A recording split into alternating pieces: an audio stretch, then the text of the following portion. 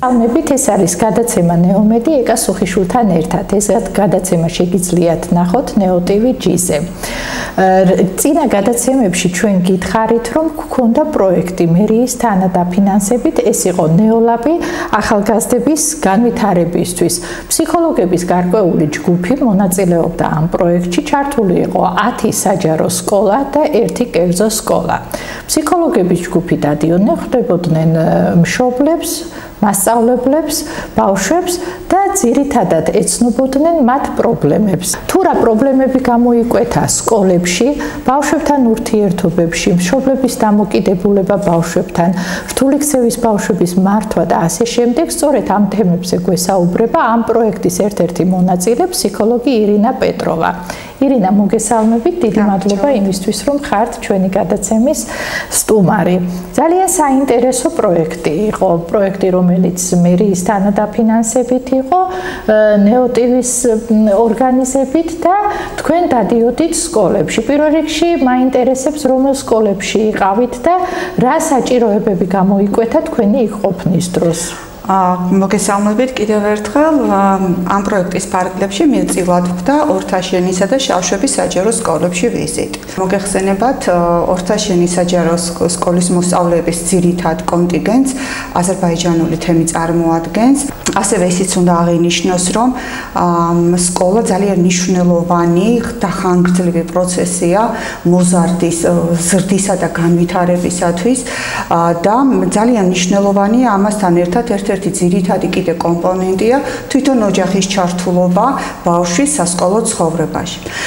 აი ორთაშენის სკოლაში ძირითადად რა პრობლემაც გამოიკვეთა, ეს არის რომ სკოლის შემდგომი განათლება, უმეტესობა 9 კლასის განათლებას ღებულობს და ბოლომდე არ ასრულებს საშუალო განათლებას და ასევე სკოლის დასრულების შემდეგ პროფესიული სწავლება თუ უმაღლეს სასწავლებლებში ჩაბარების მაჩვენებელიც ძალიან დაბალია. ეს მხოლოდ გოგონებში თუ ბიჭებშიც ასე იყო? ორივე იმაშია, მაგრამ ძირითადად მაინც გოგოები გვხვდებიან ამ კუთხით თვალში. ასევე გამოიკვეთა ენობრივი ბარიერი. ძალიან უჭირთ ბავშვებს ქართულად სწავლა, ვერ ფლობენ ამ ენას სრულყოფილად, როგორც ასევე სკოლის ადმინისტრაციამ აღნიშნა, მათთანაც ჰქონდა შეხვედრა, რომ ძალიან ნაკლებად არიან მშობლები ჩართულები, მათი მშობლების უმეტესობაც არ ფლობს ქართულ ენას, არ არიან მკვიდრი მოსახლეობა, არიან სხვადასხვა მარნეულის მხრიდან ან აზერბაიჯანიდან გამოთხოვილები და ფაქტიურად ჩაკეტილი თემია. ეს მშობლების დაბალი ჩართულობა, მოტივაცია და დაინტერესება შვილების განათლებით იმით არის განპირობებული, რომ თვითონ ეს მშობლებიც და ეს ბებიებიც ხო 13-14 წლის ასაკში არიან გათხოვილები და ეს შესაბამისად მათთვის სწავლა, ანუ იმ პრიორიტეტს არ წარმოადგენს, რასაც უნდა წარმოადგენდეს რეალურად. გასაგებია, მაგრამ ნახეთ, მაინც 21 საუკუნეში ამდენი ინფორმაციული საშუალება დღეს ხო აღარ არის პერიოდი, რომ ჩაკეტილი იყოს. აბსოლუტურად ყველას აქვს ტელეფონი, ყველას აქვს ხელმისაწვდომობა ინტერნეტთან და მათ აქვს საშუალება, რომ უფრო მეტად განვითარებულები იყვნენ, მით უმეტეს ეს თაობა. იმიტომ არის, რომ ცოტა მეტად გაოცებას იწვევს მათი დამოკიდებულება ისევ იმ მომენტთან, რომ აი ნაადრევი ქორწინება იყო, მე მახსოვს თქვენთან ერთად ვიყავი და პრობლემა იყო ნაადრევი ქორწინება, ძირითადად მათი განათლების გაგრძელება, განსაკუთრებით გოგოებისთვის, რომ ისინი უფრო მენტალურად ის იყო, რომ უნდა ოჯახში იყვნენ. აი ეს მომენტი როგორ ხსნიან ეს ბავშვები 21 საუკუნეში, რატო არ შეუძლიათ მათ რომ რაღაცა ახლებურად შეცვალონ დამოკიდებულება? თემი ჩაკეტილია და სიახლეებისადმი ცოტა სხვანაირად სკეპტიკურად. ეს ხო თანამედროვე ბავშვები არიან, ქართულ სკოლაში სწავლობენ, თანამედროვე დონის მასწავლებლები. და იქ სკოლაში ნახეთ, ისიც გამოიკვეთა, რომ აზერბაიჯანული თემის ბავშვები ცალკე მეგობრობენ ძირითადად, ეს ქართველი ბავშვები ცალკე არიან. თქვენ არ ფიქრობთ, რომ ამ ყველაფერში მაინც სკოლა ვალდებული, რომ ეს ურთიერთობები მოაგვაროს და ესეთი ჩაკეტილობა არ იყოს და გახსნან ეს ბავშვები მეგობრობა, ურთიერთობა ქართველ და აზერბაიჯანელ ბავშვებს მეტი ინფორმაციულობა და ასე შემდეგ. სხვადასხვა აქტივობებით, სხვადასხვა ღონისძიებებით, ექსკურსიებით, მშობლებთან ურთიერთობებით. მშობლებთან ურთიერთობა ცოტა ასირთულეს წარმოადგენს და რამის კარ-და-კარის პრინციპით არიან დადიან პედაგოგები, რომ რაღაცა ინფორმაცია მიაწოდონ თუ რაღაც ღონისძიება. სხვათა შორის ძალიან ცდილობენ ორთაშენის სკოლის პედაგოგები, რომ ინტეგრაცია მოხდეს ქართველი და აზერბაიჯანელი ბავშვების.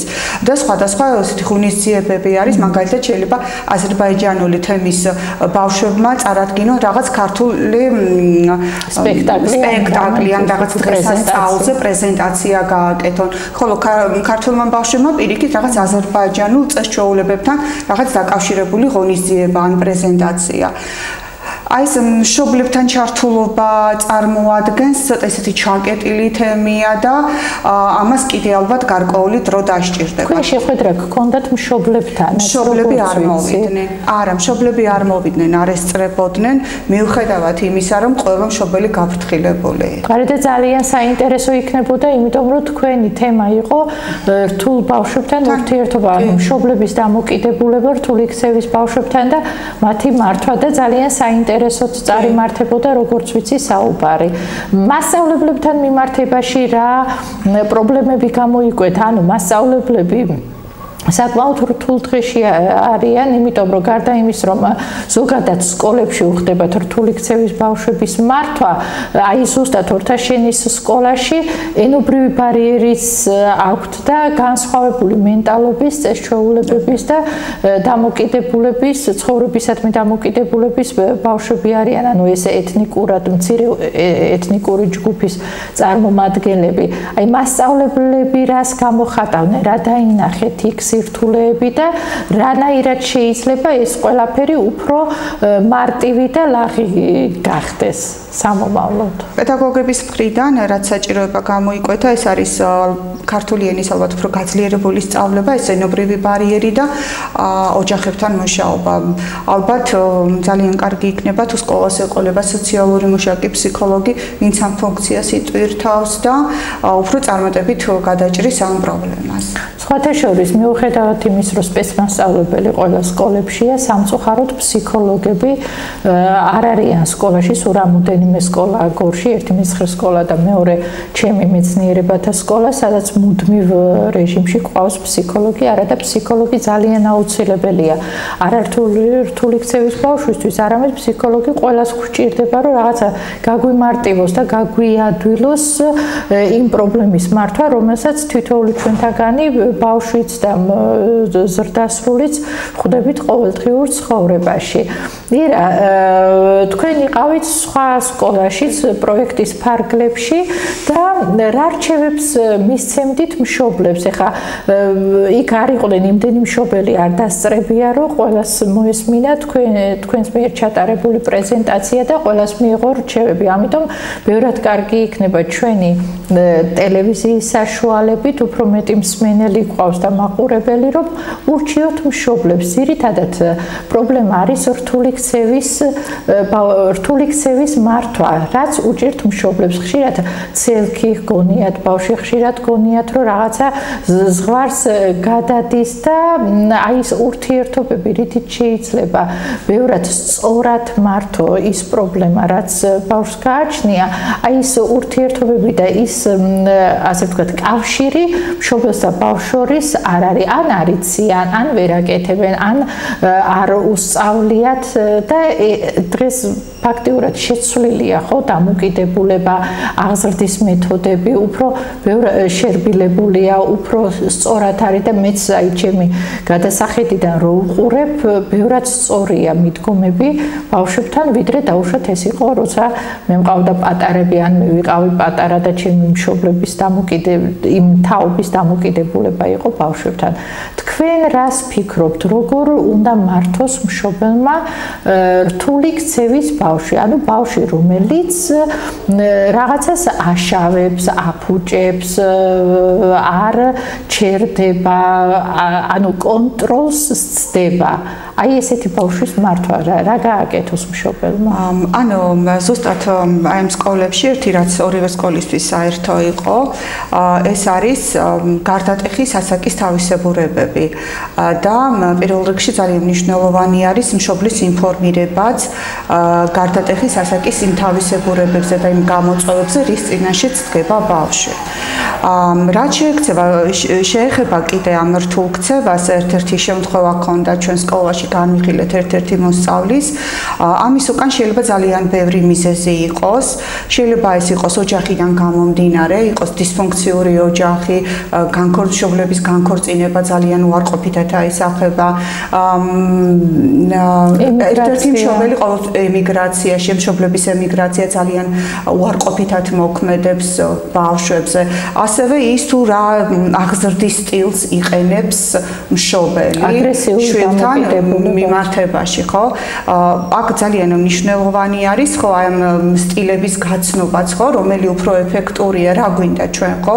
სამომავლოდ როგორ ვხედავთ და სად ვხედავთ ჩვენ შვილს და შესაბამისად ის მიდგომა, ხო, რომ სითბოს და კონტროლის თანაბარი დონე გქონდეს, დოზირებულად გქონდეს. ძალიან მნიშვნელოვანია პატარაობიდანვე გარკვეული ვალდებულებებისა და პასუხისმგებლობების სწავლება შვილისთვის, ხო? ეს ოჯახში გარკვეული პატარა ვალდებულებები მივცეთ, მაგალითად სახლის დავაგება, თავისი კუთხის მიმოწესრიგება თუ მაღაზიაში წასვლა და ასე შემდეგ. ანუ აი ეს ყველაფერი ეს ნაბიჯ უკვე სამომავლოდ მის სწორ ჩამოყალიბებას და პასუხისმგებლობის გრძნობის გააზრებას უწყობს ხელს. ასევე ძალიან მნიშვნელოვანი არის სწორი ღირებულებებისა და მაგალითების მისცემა.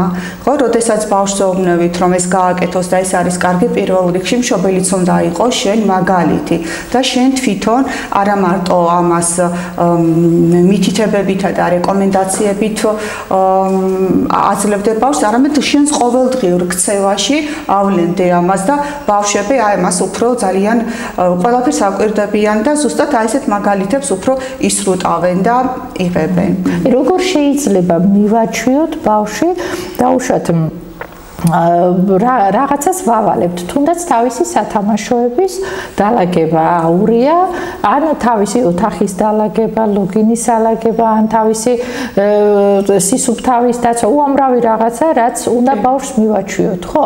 არიან ბავშვები, რომელიც რაც გინდა უთხარი, როგორც გინდა უთხარი, მერე გადადიან მშობლები აგრესიულ დამოკიდებულებაში, ნუ არაფრით არ გააკეთებს. აი, რა მეთოდს მივმართოთ, რომ ბავშვს აი ჩვევაში ჩამოუყალიბდეს რაღაცების მართვა, რაღაცების გაკეთება, რაღაცა ასე ვთქვათ დისციპლინა ჩამოუყალიბდეს. რა უნდა გააკეთოს ამ შემთხვევაში? პირველ რიგში, როდესაც ბავშვი რაღაც გარკვეულ ვალდებულებებს თავს არიდებს, ხმის აწევა და რაღაც აგრესია და ესეთი ბრაზის გამოვლენა, ეს არ არის გამოსავალი. უფროსმა აუცილებლად თავისი ემოციები უნდა აკონტროლოს. და ანუ დეპრესიული უნდა იყოს თანმიმდევრული. ბავშვს ყოველთვის უნდა ჰქონდეს წინასწარ გაწერილი ის დღის რუტინა, რა როდის უნდა გააკეთოს, რის შემდეგ რა იქნება. ასე ბავშვი უფრო მშვიდათაც და დაცულათაც გრძნობს თავს და ყოველთვის საჭირო დროს უთხრათ ბავშვს არა. აი მაგალითად შენ თუ შენ ოთახს არ აალაგებ, შენ რაღაცას არ მიიღებ და ეს უნდა გავაკეთოთ.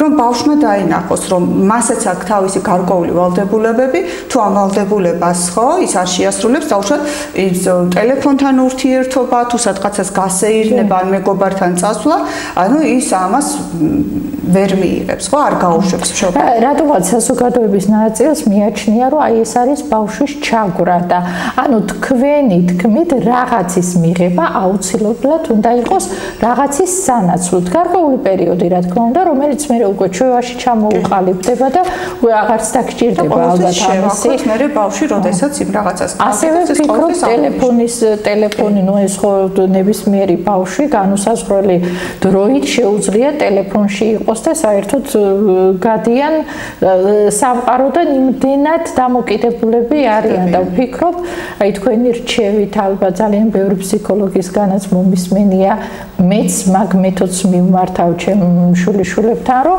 აი რაღაცა გარკვეული დროით ამდენი წუთი გექნება, იმ შემთხვევაშიც ამას უნდა შევთანხმდეთ ბავშვს. ხო, იმიტომ რომ სხვანაირად არ გამოდის, სხვანაირად ძალიან მძიმე შედეგზე გავდივართ, იმდენად დამოკიდებულები ხდებიან. არა მარტო ბავშვები, თვითონ უფროსებიც საზოგადოებას ვხედავთ, რომ არის კატეგორია, რომელიც 24 საათი სოციალურ ქსელშია. ბავშვს აღარ აქვს მერე სურვილი მშობელთან ურთიერთობის, თუნდაც თანატოლებთან ურთიერთობის, იმ ვირტუალურ სამყაროში ცხოვრობს და მერე მთელ რიგ პრობლემებს უქმნის. ამიტომ ძალიან მნიშვნელოვანია მშობელმა ყოველთვის გამონახოს დრო, მოусმინოს თავის შვილს, ესაუბროს თავის შვილს.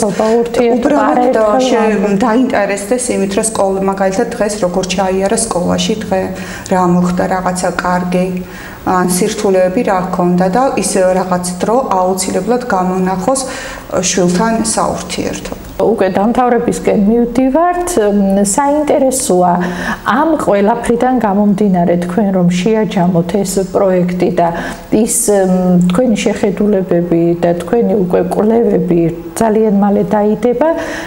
სკოლებმა რას უნდა მიაქციონ ყურადღება, აქცენტი რაზე აიღონ, რომ ბევრად უკეთესი სიტუაცია დადონ სკოლებში, ურთიერთობებში მშობლებთან, ურთიერთობებში ბავშვებთან. ამ პროექტის ფარგლებში, როდესაც ფსიქოლოგები გადიოდნენ სკოლებში, წინასწარ შემუშავებული იქნა კითხვარები, უახლოეს მომავალში დამუშავდება ამ კითხვარების ეს კითხვარები, დაიდება შედეგები და უკვე რეკომენდაციის სახით თითოეულ სკოლას მიეცემა მიეწოდება წერილობით. პედაგოგის პროფესია ერთ-ერთი ისეთი ყველაზე მოწყვლადი სენსიტიური პროფესია, რომელიც დაკავშირებულია პროფესიულ გადაწყვეტასთან. ამიტომ ესეთი ხშირი ტრენინგები, რაღაც გასვლითი შეხვედრები ძალიან მნიშვნელოვანი არის სკოლისთვის, რომ საუკეთესო შედეგები დაიდოს და აუცილებლად მნიშვნელოვანია სკოლაში სოციალური მუშაკისა და ფსიქოლოგის კადრის არსებობა. და ეს ტრენინგები არ უნდა იყოს მხოლოდ ერთეული მასწავლებლებისთვის და ერთი და იგივე მასწავლებლებისთვის. ვფიქრობ, განათლების სამინისტრო ზუსტად ამაში უნდა ჩაერთოს, რომ რეფორმა უნდა მოიცავდეს მთლიანად მასშტაბურ გადამზადებას მასწავლებლების, იმიტომ რომ ფაქტიურად არ ხდება სწავლება არც უნივერსიტეტის დონეზე, აი ეს ურთიერთობა, მასწავლებლის ურთიერთობა ბავშვთან, იმიტომ რომ 21 საუკუნის ბავშვი მოგეხსენებათ აბსოლუტურად განსხვავდება იმ ძველი თაობის ბავშვებისგან, იმ მეთოდების, ანუ ის მეთოდები, ის ურთიერთობები საერთოდ აღარ გამოგადგება და რა თქმა უნდა ეს ტრენინგები შესაძლებლობას გაძლევს გაეცნოს, რაც იმედია ბევრი რამე შეიცვლება ჩვენ სკოლებში, მით უმეტეს ახლა ძალიან საჯარო სკოლებს განუსაზღვრელი მხარდაჭერა აქვს სახელმწიფოსგან იმათთვის საბედნიეროდ ვიმედოვნებ კერძო სკოლებიც იგივე სიტუაციაში აღმოჩნდებიან, მხარდაჭერა უფრო მეტი იქნება ვიდრე ახლა, იმიტომ რომ ეს არის ის სფერო, რომელიც ძალიან მნიშვნელოვანია სახელმწიფოსთვის. სახელმწიფოს ფაქტიურად ბედი დამოკიდებულია განათლებაზე. განათლებული საზოგადოება, ძლიერი სახელმწიფოა, ძლიერი ოჯახი, ძლიერი სახელმწიფო, ისე რომ ყველაფერი ერთმანეთთან ჯაჭვით არის გადაბმული. ირა, ძალიან დიდი მადლობა იმისთვის, რომ იყავით ჩვენი გადაცემის სტუმარი, იმისთვის, რომ მონაწილეობდით ჩვენ პროექტში, რომელიც ნეოტივის მიერ იყო და მერის თანადაფინანსებით იყო და მხარდაჭერით, იმიტომ რომ ძალიან საინტერესო პროექტი იყო. ვფიქრობ, რომ პროექტი ნეოლაბი ახალგაზრდების განვითარებისთვის უფრო მასშტაბური იქნება, გაგრძელდება, იმიტომ რომ მოთხოვნა წამოვიდა და სურვილი წამოვიდა თითქმის ყველა სკოლიდან და მდგრადობა უფრო ის იქნება, მდგრადობა მეტი ექნება, იმიტომ რომ ეს არ უნდა იყოს ერთჯერადი ფსიქოლოგების ჩართულობა, ეს უნდა იყოს მუდმივი უწყვეტ რეჟიმში, ისე რომ ნახოთ, მომავალი გვიჩვენებს ყოველ შემთხვევაში ამ მოკლე პერიოდმა საკმაოდ დიდი საქმე გააკეთა და ბევრი კარგიც გვაჩვენა, სირთულეებიც დაგვანახა, ბევრი რჩევებიც მიიღეს მშობლებმა, ბავშვებმა და მასწავლებლებმა თქვენი დახმარებით, თქვენი და თქვენი გუნდის დახმარებით, ისე რომ კარგ საქმეს აკეთებთ. დიდი მადლობა ყველაფრისთვის. მე კიდე შეგახსენებთ, რომ ეს იყო გადაცემა ნეომედი ეკასუხიშვილთან ერთად, რომლის ნახვა შეგიძლიათ NEO TV G-ზე. გვიყურეთ მომავალ შეხვედრამდე.